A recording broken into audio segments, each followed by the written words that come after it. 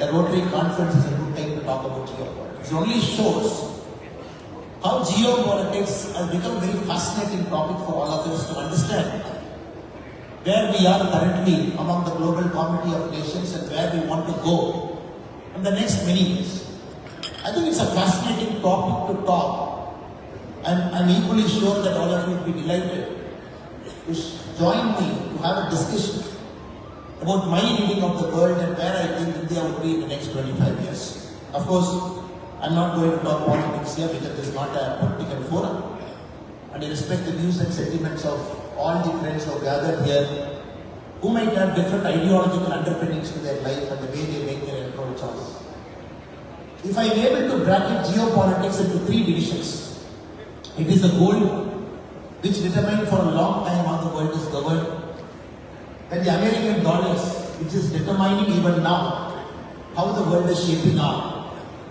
Probably the next 20 years, it is going to be the chips and the silicon wafers that is going to determine how the world is going to shape up and rearrange itself. The dollar was a very important exchange value for a long time. It will continue to be for a long time. 58% of the world's reserve is held in dollars. Last month, the SWIFT payment, where the international banking transaction is done, 49.1% of the transaction across the international settlement happened in dollar. So dollar did not reach here by simply printing a dollar and they reached here, where 58% of the world trade reserve is held in dollars. Americans were able to reach here by a series of strategic maneuvers over the last 100 years that has primarily made US as an indomitable superpower, that has made almost all the nations to depend on US. Our Honorable Prime Minister Narendra Modi's visit to US in the last 2 days, many of us were curiously watching Mr. Trump's statement and Mr. Modi's statement, what they were talking, and possibly how Indo-US relationship will shape up in the short period over the next 4 to 5 years. 1870 to 1920 was the first phase where the American dollars, the gold played a part. 1997, which is $20.67. If you take 28 ounces of gold, that will be equivalent to $20.67. That is what we call the dollar gold reserve. And any dollar you print, 40% of its value should be held in gold. So we all believe, okay, US as a global country has got a marking of a dollar to a gold. 1933, when the Great Recession in America started till 1939-40, Americans suspended the gold measure of value to a dollar. Even then the world waited.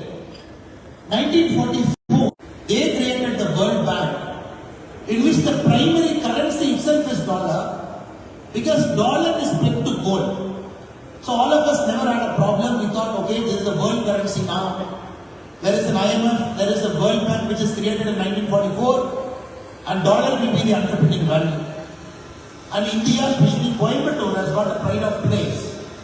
Because in 1944, pre-independence from our country, we sent 5 people to that conference, agreeing that India will also be a part.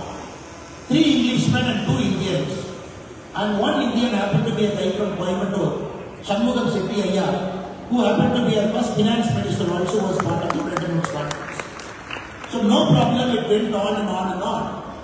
Till 1971, when the system collapsed. Sorry, I'm taking 10 minutes to set a base to understand how geopolitics was for the last 100 years, so that we can make some assumptions next 25 years how it will be.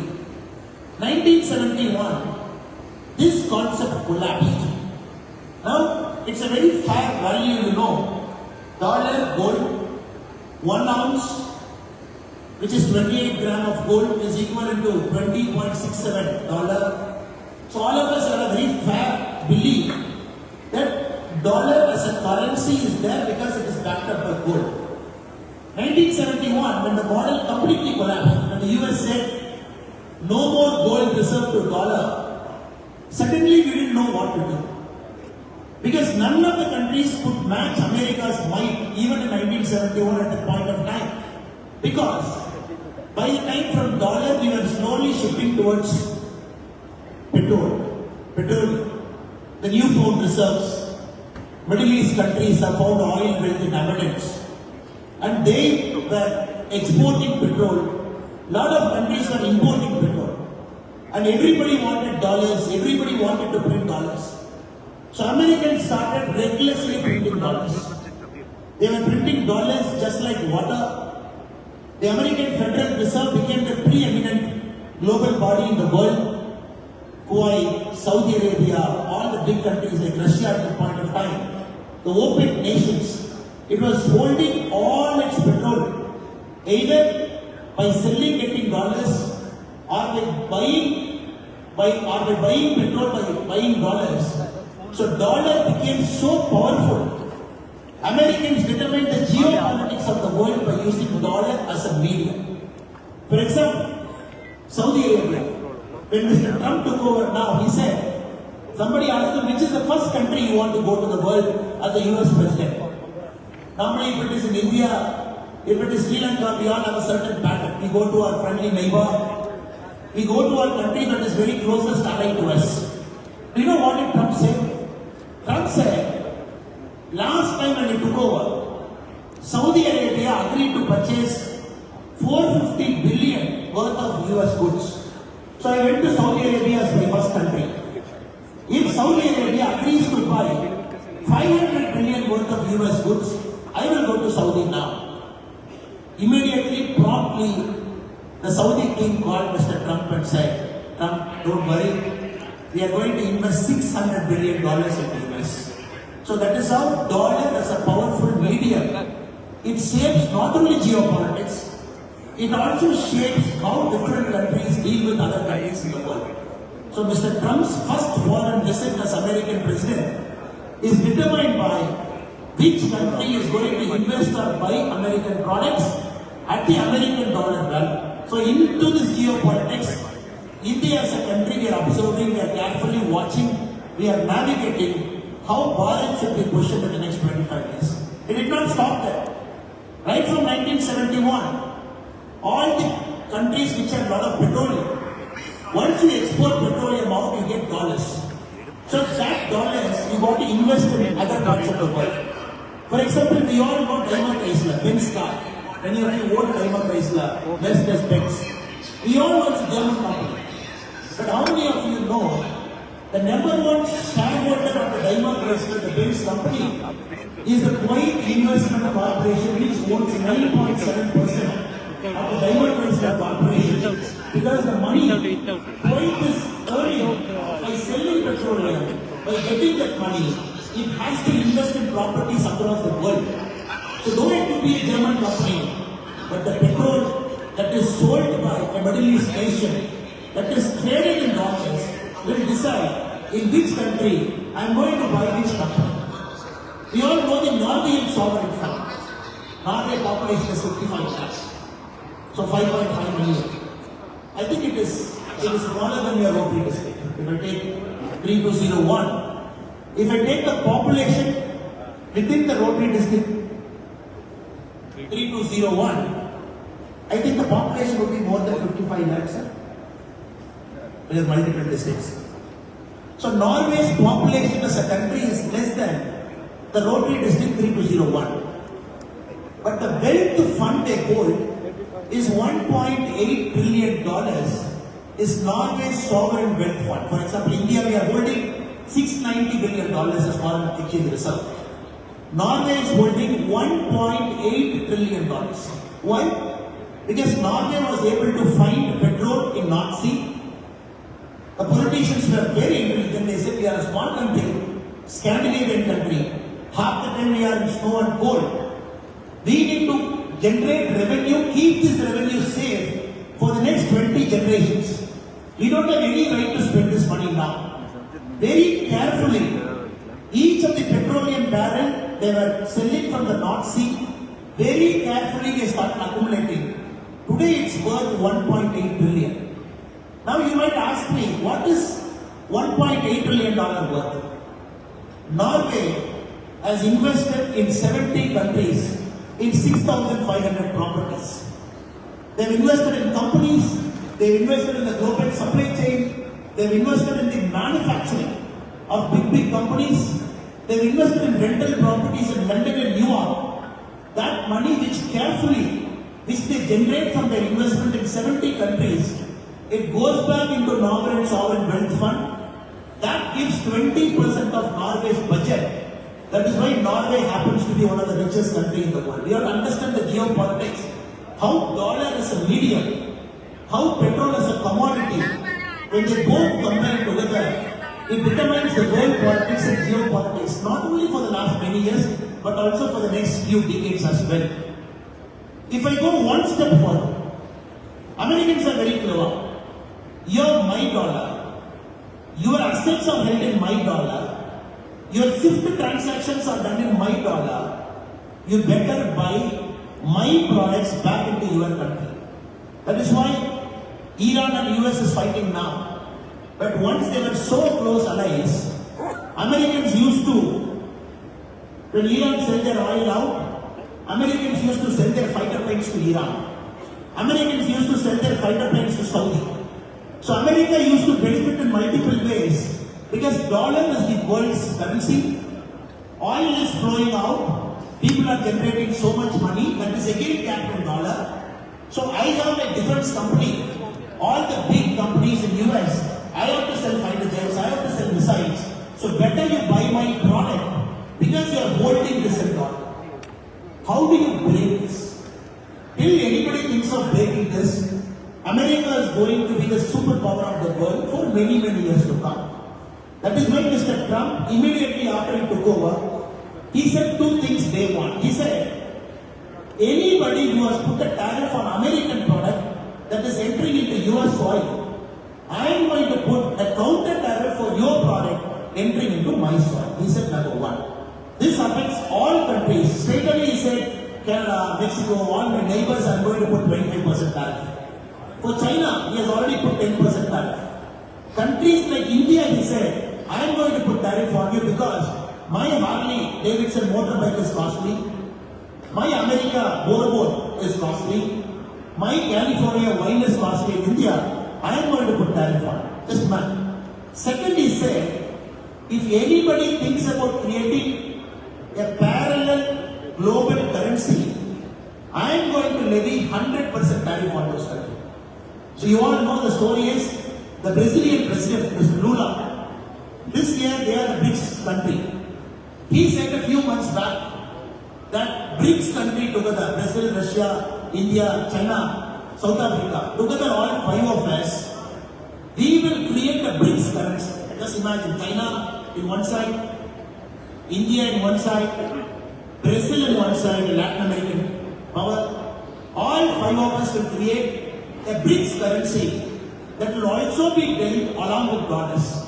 Immediately Trump said, if any one of you thinking about creating a currency, even within the BRICS, because we contribute more to global trade as an organization, even within you, all BRICS country, I will put 100% in. And he put it in his Truth Social.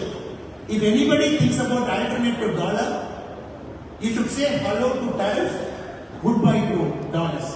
He said it in his Truth Social. Now you have to understand the context. Where the gold reserve came in, the Bretton Woods Conference in 1944, how carefully America as a nation, they made sure dollar became the preeminent global currency. Then came the case of oil boom in 1960s, 70s and 80s. Then came the American global superpower, the defense industry dominating. Then came the era after the subsequent partial collapse of WTO, the regional groupings trying to assert their might. This is the base I want to set before this August gathering, before I make my further comments. So in this era, India is operating. In this era, a powerful country like India, that is the 5th largest global economy in the world, worth about $4 trillion, we got to position our country in the next 25 years to emerge in the top 2. This complication, trade war, turf war, tariff war. In this complication, where dollar is a preeminent currency. In this complication, where China is emerging in a big way. In this complication, where the neighbors around Bharat, Pakistan, we have a problem. Bangladesh, there was a regime change recently. Maldives, we had a problem. Sri Lanka, there is a government change. If you look at all the neighbors of our country, we got to very carefully deal with them and make sure they are with us as friendly neighbors. You got to carefully deal with them. That is another problem. Then we have the global trade war that has started. Be it the South China Sea, where the global shipping line is becoming a problem. Be it the region around the Suez Canal, it's a problem. Because 58% of the global shipping is right now being affected by the Houthi rebels who want to shoot at any cargo terminal that is passing through that area. You got to carefully calibrate that.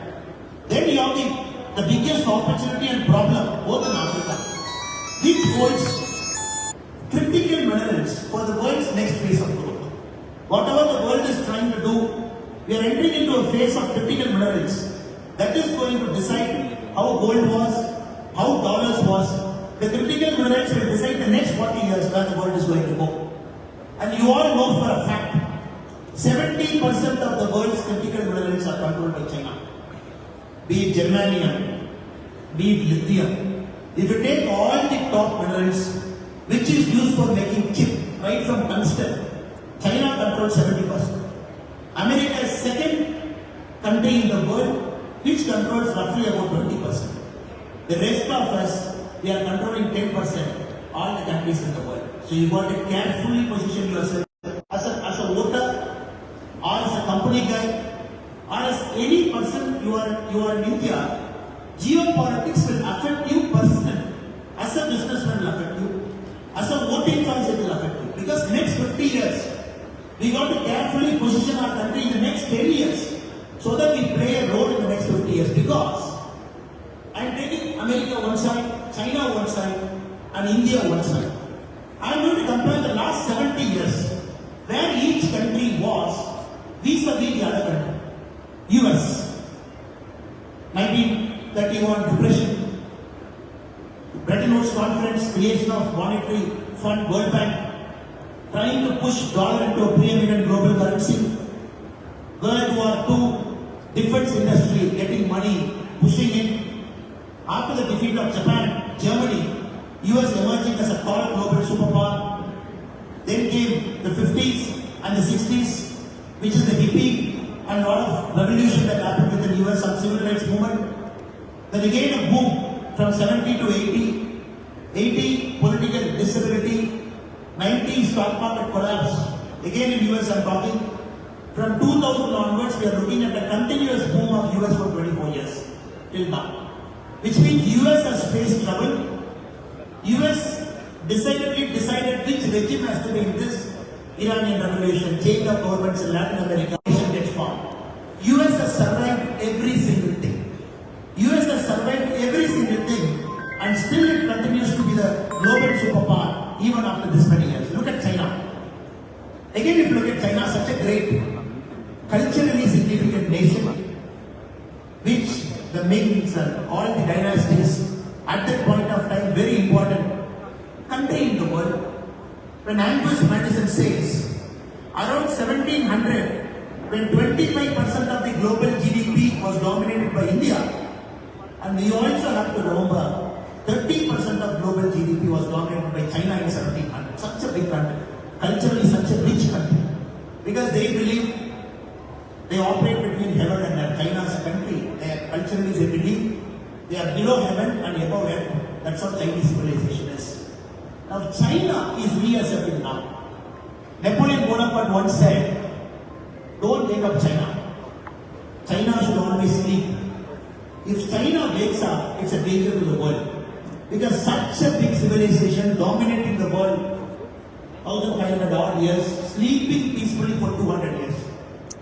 Mao Zedong came, fight between National Party and the Communist Party, 50s, great leap forward of Mao, cultural revolution, modern, Deng Xiaoping coming in, bringing in reforms. Then came the special economic zones of 1980-85, then we have seen the growth of China that is unrivaled in global human history. Not even Roman civilization in their biggest years have done what China has done in the last 40 years. Continuous sustained growth, lifting millions of people out of poverty. A country that was essentially rich poor after 1900 has come to occupy the second largest economy in the world. If US is at 34 trillion, China is at 17 trillion, we are at 4 trillion. If you look at China now, that is a country all set for greatness. That is a country, the base is set for global superpower. What Trump is essentially doing right now is delaying America's decline by a few decades. That is what he is doing. China is all set. They are having 70% of the world's critical minerals. They have entered chip. The recent deep sea carbon you must have seen. Now, China is our neighbor. I can take a mic, sit here and say, oh, China is great. I can take a mic and say US is great. But you cannot have your neighbor who shares your boundary with you, who cannot build a bigger house than you. Wherever we live, our fight is always with the neighbor. You got a Maruti? Okay, I will get a Baleno. You got a Baleno, I will get a 7-seater. So you got a 7-seater, I will go for a German car. You got a German car, I will get a Tesla. So now it is BYD. So the fight is always, because we are always measured with our neighbors. So you have built a 5-bedroom house. Let me build a 7-bedroom with 3 floors. So what are investing $900 billion in defense? Insane, he says. Why should America, we invest $900 billion in defense every year? Now you should also carefully see what Trump said. He said, China is investing $450 billion in defense. $450 billion, our neighbor who shares a boundary with us, $450 billion every year China is putting. Advanced 5th generation aircraft. China is able to rival both Boeing and Airbus by building a commercial airline. A country is able to build a commercial airline. Same country, when it has to attend the 1950-51 United Nations, a country which was borrowing a plane for its period to fly to United Nations, New York Assembly in 50s, early part of 50s, that country is able to build a passenger jet that is able to rival the Boeings and Airbus of the world. You have to understand in what context India's geopolitics is there, because your neighbors are getting power. Then you have the China's Belt and Road Initiative. They're able to imagine something. They want to link China, they want to link Tibet, they want to link the Chinese occupied Kashmir, then they want to enter touching Afghanistan to Pakistan. Then they want to come all the way to Balochistan. Then they have to go to Iran. So the Belt and Road Initiative, China's dream, the Grand Karakoram Highway, 6-lane, 12-lane highway with all industrial belt connecting China to the Middle East. Now Modi said, okay, fine. If that is your problem, we are going to create India Middle East economic corridor. We will start from India. We will enter Middle East. We will get all the regional powers of that to us, and then our economic corridor will enter Europe. So it is always a chessboard game. When they make a move, you got to make a move. Or you got to make a move bigger than them. If 10 years we are like folding our hand and waiting and watching what is happening, there will be 6, 7, 8 moves ahead. When I compare China, I compare US. I intentionally compare India now. 1940s what we were doing. We were under occupation. 1950 what we were doing. We were thinking whether the planning commission model is right, whether the Russian model is right, whether the planning commission can help us. 1960 what we were doing politics of poverty. 1970 democracy problem. Just imagine where we were when both the countries were tussling, both the countries were trying to create a place in the world. Now, this is an opportunity India cannot afford to miss. When so many things are happening around us, that is why in yesterday's statement, the White House press conference, when a pointed question was asked to Mr. Trump, our Indian Prime Minister Narendra Modi might have problems with what is happening in Bangladesh. A regime change, which is not to our liking because the whole thing happened anti-democratic.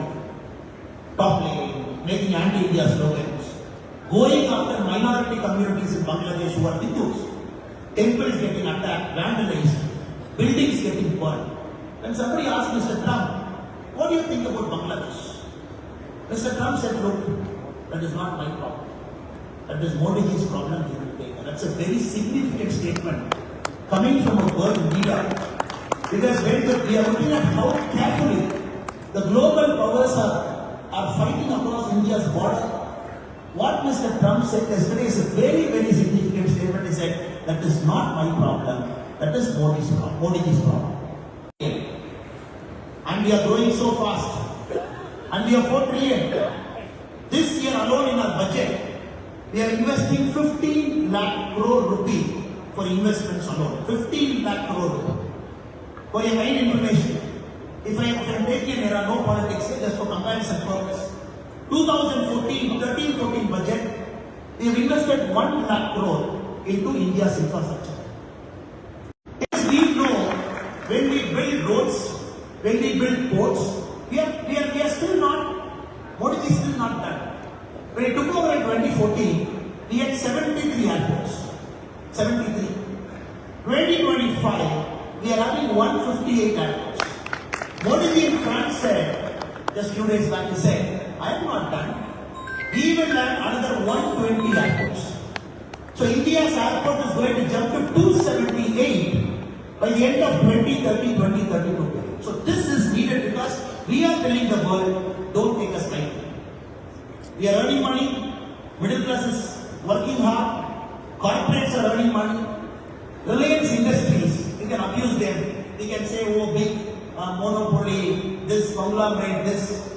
How many of you have seen Reliance Industries this year?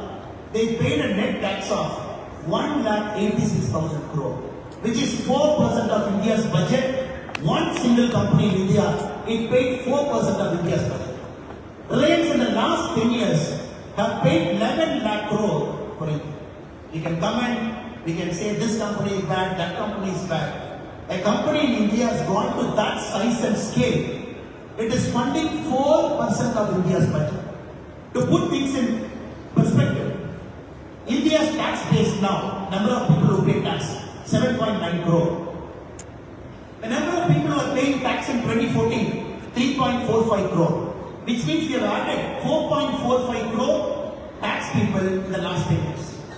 In the budget when the government said, up to 12 lakh rupee no tax means 6.9 crore people will not pay tax. The tax base is 7.9 crore. Straight away we are saying 6.9 crore people will not pay tax. 1 crore people are above 12 lakh, they will pay tax. So what is the loss to the government? The loss to the government is 1,10,000 crore. What is Reliance contribution to India's taxation system? 1,86,000 crore. So these are all signs how US is having a Walmart, how US is having a Starbucks. Because great nations are great because they have great companies. Germany is great because you have 10 companies in the world that dominate for excellence, quality and precision engineering. Americans are great because they have 100 companies in the world, from ExxonMobil, Standard Oil. You take all the big corporations, Intel, NVIDIA, Tesla. So nobody in US talks, I should not have a big company. Why is there a big company? Please divide that big company. It is becoming a corporate-oriented company. Because big companies, they absorb economic shocks. Big companies generate employment. Now we are also entering the territory to say, we also have companies that will dominate the world. They will cross boundaries, enter into UN nations, invest money, generate employment there. Many of you might know. Indian companies, we have generated the largest employment for Englishmen in UK last year. And again repeating this statement. Indian companies, we have generated the largest English employment in UK last year. +9197. This is an era when the trading companies were able to come here. They were able to rip us apart just few hundred years back. Because thanks to Tata, who was able to make strategic acquisition, thanks to Mahindra, who are in a big way. So we got to generate, cultivate global brands. The next 50 years, when you look at Fortune 500, in geopolitics, it is very important. The global brands will play a role because they carry a country's soft power to all the foreigners. I'm not going to state as 1980, the number of Indian Americans, number of Indians who are US. I'm not sure anybody will know the data. It is 2,08,000. 1980. 2000, 1 million, 2025, 2.9 million, 29. All these people, they have left our country. It is not their mistake. The country did not have opportunity for them. We suffered from brain drain. The best of our IITs, IIMs, any place, from villages, doctors, NHS for UK, 51% of people who work in the national health system of UK, they have an Indian origin there. Any doctor you see is Indian. From Kerala, Tamil Nadu, Andhra. We dominate NHS. Last year, the number of students who went inside US, first time you go to China, Indians sent largest number of students in the US. Last 3 years, we are sending largest number of students into UK. Last 2 years, we are sending largest number of students into Australia. So geopolitics, they have done with petrodollars and dollars. We are doing with students. They are done with petrodollars, dollars and everything. Now, lakhs and millions of our students are there. Starbucks, as an Indian student, who carries our ethos, our value system, our Bharatiya value system. Those working as a part-time, but the way he order coffee, the way he gives me coffee, he or she, and the way he talks to me politely and nicely, there is somebody from our soil, far away in a distant land, even in a part-time job, he carries the Indian civilization ethos with the car. That is why India's soft power, every place in the world we are growing and growing. Entrepreneurs, top people, community associations, students, anywhere in Oxford, in a small city like Oxford in UK, one Tamil association called me, you should come. I said, I'll come. Next day, one Tamil association, you should come. I said, no, yesterday only you called, oh, here you called. No, we are different Tamil associations. Deepavali. So a small city in UK, Oxford, has got 3 Tamil associations. 3 Tamil associations in England city. England city.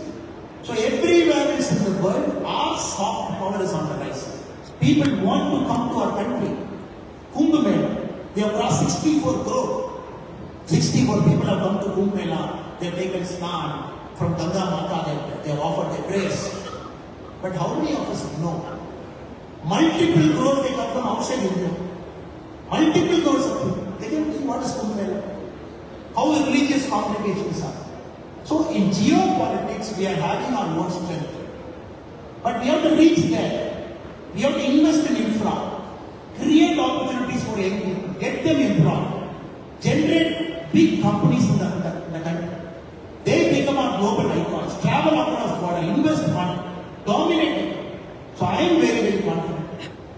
In the next 25 years, we are putting seeds now. Airports, ports, roads. I'll take 5-7 minutes to talk about geopolitics and defense. I think that is very important. As we do this, as a large amount of our budget is being spent for defense, like how US is spending $900 billion, China is $450 billion, we are also spending huge amount of money for defense because we are living in a geographical space where you have Pakistan to one side, you have China to one side. And any leader has to prepare this country for a two-pronged war. It should not happen. Whenever it happens, we should win. And it doesn't happen by chance. We are investing, searching the best technology in the world. We want a Rafale because it brings firepower in the sky. In France, we already have 6 Scorpion submarines from France. Now Modi wants 3 more, he said give me 3 more. Underwater. In the recent Bangalore Aero India show when it was happening, the Russians have brought their Sukhoi 57. Sukhoi 57 is possibly one of the best planes in the world. Many of you must have seen in the media. A 63-year-old Russian test pilot in Sukhoi was doing acrobatics at 63 years old. Is offering Modi ji Please take my F-35. This is the most advanced fifth-generation aircraft in the world. Take F-35. Russians have brought to the 57 year in bamboo skyscraper. At the same time, we want MQ-9 Reaper drones. As we speak now, we have purchased 30 drones. We need to keep our borders safe. We don't want any infiltration to come in and bleed 1,000 cuts, kill innocent people by terrorist activity. This Reaper drones, each drone is 250 crore, flying at 50,000 feet, pick up an ant. That also we are doing. Modernizing our defense, Atmanirbhar Bharat, bringing the best defense into it, offsetting, because we want to manufacture something after a point of time. So we have to carefully navigate, calibrate, keep every country in our good book, balance, trade deficit, trade relation, tariff. When Trump immediately sends people in Indian plane, one plane has landed in Afghanistan, the second plane is about to land. We have to deal with that. We have 2.9 million, 29 lakh people in the US. But we also have 7 lakh 50,000 undocumented migrants living in the US. We also have to be careful of that. And Indians occupy some of the highest positions in the world. Highest position. Some of the highest positions in the world. Especially in the US. Also we have undocumented migrants there. Carefully, without violating human rights, we got to balance that. And many go from Punjab, Haryana, from parts of India through the donkey route, pay lakhs and millions of rupees, sell their farmland, pledge their gold, take all their money, go through the donkey route, enter into Mexico, then enter into the US border. That is also bringing issues already. Solve our neighboring thing. You must have seen Adani pulling out of the solar energy deal in Sri Lanka. And that place happened to be very close to India's strategic border because China is operating there. So we got to take care of that. So I'm very, very confident, sir. People like you, very eminent people like you, in your discussion will bring geopolitics to a dinner table conversation. That is very important for our country. And we will have over a point of time to understand how geopolitics will influence me as a person, either I live in Palakkad, I live in Coimbatore, or I live in a village. How anything that is happening in the world is going to affect us as a person. That is why I am extremely delighted. The Rotary Conference, they wanted to talk about geopolitics, which I found very fascinating. A lot of people don't want to listen to geopolitics. A lot of people don't think geopolitics is relevant to them. And I personally believe for this eminent authors gathering, it is very, very relevant. And before I close in the next 5 minutes, I want to leave a thought in your mind, in your head, so that you will mull over in the next week or so and see where India is, where we need to go. All of you have cell phone. You all have cell phone. And now it is Apple 16 Pro or 15 Pro. We are at that level now. Now we have to understand, when we talk about next 25 years position our country, it is positioning us in the next 10 years. Because the chip inside Apple is manufactured by one company in the world which is based in Hong Kong called TSMC, Taiwan Semiconductor Manufacturing Company that manufactures all the top chips. Below 5 nanometer, they have overtaken Samsung, they have overtaken Intel, they are the chip masters of the world. These chips goes into everything in the world. Defense, missiles, electronic items, TVs, everything the chip will decide. Hello? One company in the world based in Taiwan, below 5 nanometer chips, it dominates 99%. That is one company.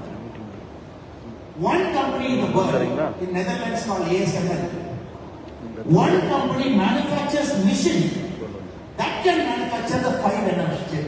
That is also one company in Netherlands. One company, one country. As we speak now, it is one NVIDIA till the China's DeepSeek R1 that was deciding artificial intelligence is in our hand. Nobody can even fight with us. California, top 50 artificial intelligence companies in the world, 32 are based only in California state. China is investing so much money to make sure artificial intelligence, they will come number one in the world 10 years from now.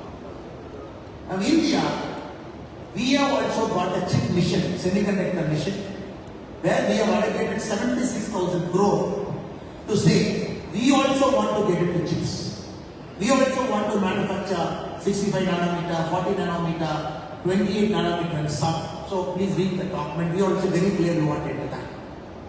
It is in this geopolitics how artificial intelligence is coming, how it is going to dominate us, which country is going to dominate artificial intelligence, will be the dominant superpower in the world. But many of us don't know. Raw materials could be with China, ASML mission could be with Netherlands, chip manufacturing could be with Taiwan, but 20% of world's chip engineers are Indians. So that gives me a lot of hope. Of course, they are not in the country, they are living in different parts of the world. And that gives me confidence, some of our brightest, best brains, at some point of time, when they decide to come back and serve our country in their own capacity, because every year we are growing, every day we are growing, when they come back, I am very confident in the future, we can also dominate chips. We will also dominate artificial intelligence. We will also dominate the space, whatever we have spoken. And I am 100% confident in the coming years, at least for our children, they will live in the tag called developed country. We never had the tag called developed country. The senior sitting here, you have given your life, hard work to grow this country. You have brought the country from there, you have almost brought the country here. But all of us together, we can make sure our children will stay in Bharat, which can be classified as a developed country. I think that's a realistic goal that is possible in technology, in infra, in quality of life. We all should aspire to it. With these few words and comments, I take the opportunity to thank all the eminent Rotarians who were kind enough to invite me and ask me to speak before this very august gathering. I thank the chairman of the conference once again, and the district governor sir once again, and Rotary International Representative Ramesh Agrawal sir has come. I take the opportunity to wish Ramesh Agrawal sir and Madam Manju Madam to see the best of Tamil Nadu and Kerala during their visit here, and all the awardees who are with us, Dr. Krishnan, Ravi Mudayaji, and Rotarian Nitin Mudayaji, all the very best in the coming years and decades. Thank you so much for the patience.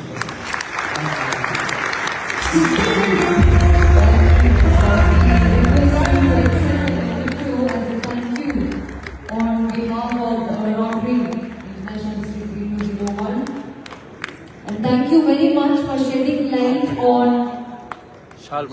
geopolitics. You helped us decode what is usually considered a very complex topic and reminded us of the importance